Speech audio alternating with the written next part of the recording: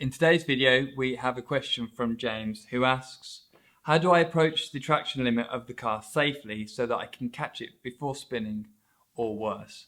Well, this is a very common question that I have as a driver coach. And from a driver's perspective, it's a very challenging thing to drive a track car on the limit in a safe way. But don't worry, there are plenty of processes that you can go through so that you can reach the limit in a smooth way and a way that isn't going to overstep the mark by too much so that you go spinning off the circuit or worse, as James describes.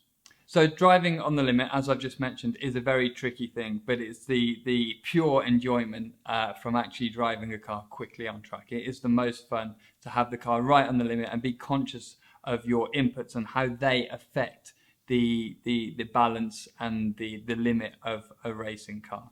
And James mentioned there, we do want to do it in a safe way, but moreover, we also want to do it in a way that builds confidence, because what happens with a lot of drivers is that they'll be worried about going over the limit of traction because in the past they've gone over the limit in quite a spiky way and not scared themselves but shocked themselves and have had to be reactive to the car's slide rather than predicting when it's going to happen. So if you approach the limit in the right way, you can confidently predict when the car's going to slide, and that means that it's a lot more friendly when it breaks away because we're able to predict it. So the first thing that we need to get right before we even consider actually trying to reach the limit and just slightly go over the limit is that we need to have the correct technique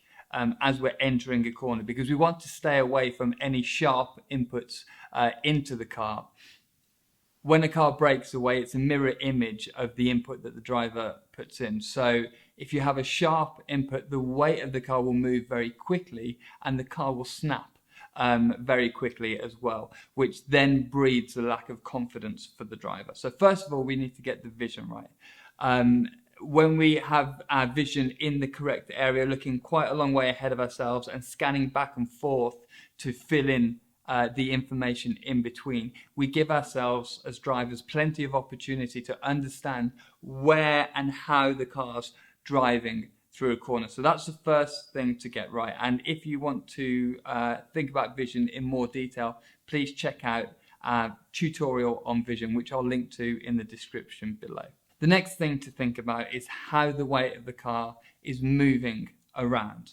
We don't want any harsh inputs and harsh weight transfers, because that not only brings the limit of grip down, but it also means, as I mentioned before, that when the car does slide, it does it in a very quick way and a very difficult way to predict over a very short piece of tarmac. That's why we get some snap oversteer sometimes. So if we have a smooth technique and the weight of the car moves in a smooth fashion, that means that when the car does break traction, it's going to do it in a very progressive way that is very easy for the driver to predict. And then again, that builds confidence and allows the driver to get closer and closer to the limit throughout more of the corner and on each lap.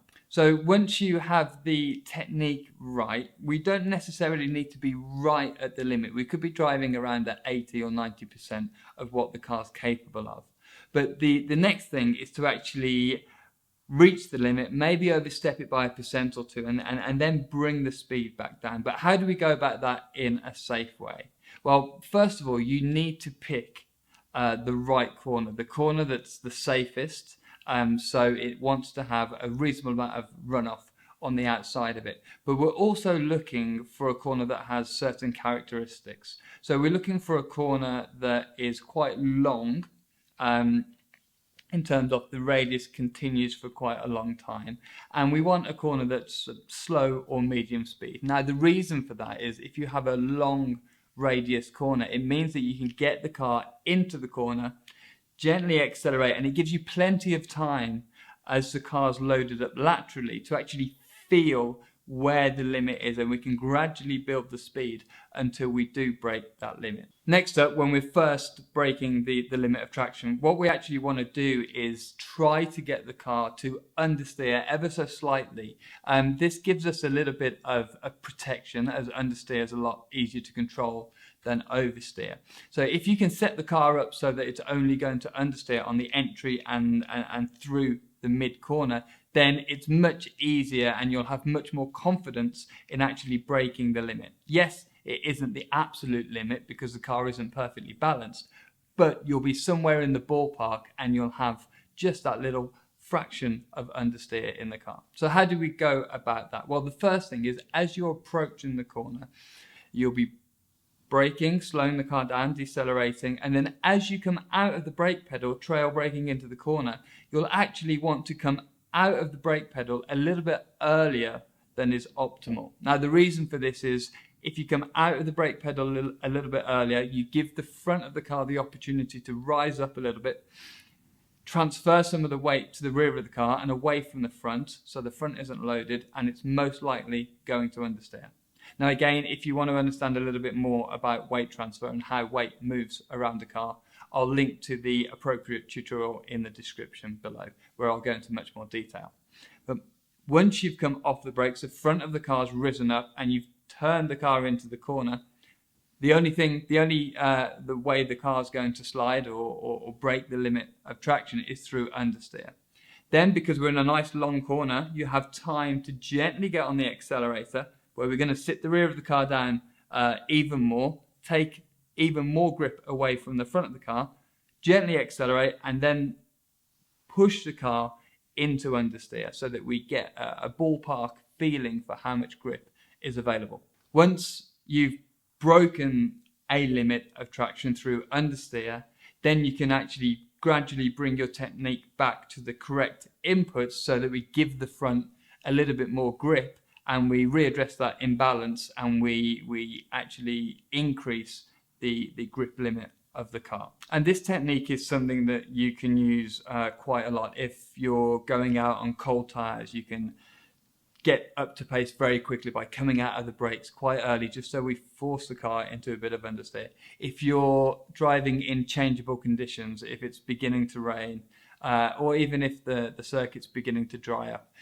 what you want to do is give yourself as many data points about how much grip there is on the track. And to be able to do that, you need to actually drive just over the limit so that you understand where that limit is. And obviously we want to do that by just inducing the tiniest amount of understeer. So thanks for watching. As I mentioned, I'll link to the appropriate tutorial videos in the description below. If you're also interested in getting some coaching from Driver 61, I'll link to our driver training programs in the description below. Thank you very much for watching. If you enjoyed this video, please like and subscribe to the Driver 61 channel. Thank you very much. See you next time.